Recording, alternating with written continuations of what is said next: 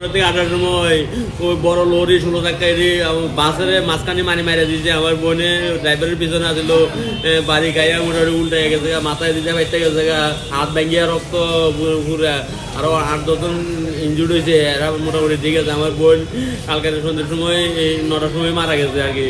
আমি ডক্টরের কাছে এগুলো কই আমার বোনের একটু সহযোগিতা করে, আমার বোনের একটু দেখেন যেভাবে গাড়ি করে চালায়।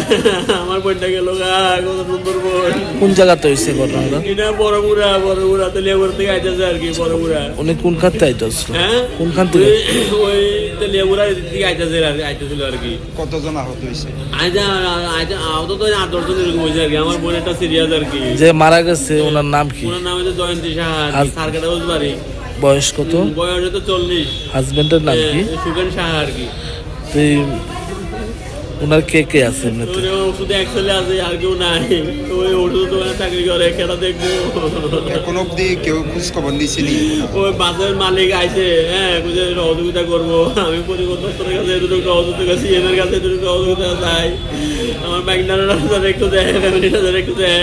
ড্রাইভারের ট্রাকের ড্রাইভারের যাতে শাস্তিমূলক ইয়ে করে, যাতে বিচার কি করে। মনে হয় মানে কার ভুলের কারণে এত এটা বড়? ট্রাকের ড্রাইভারের কারণে আর কি। হ্যাঁ, এটা মাঝখান দিয়ে মেরে দিছে টার্নিং কাটতে গিয়ে।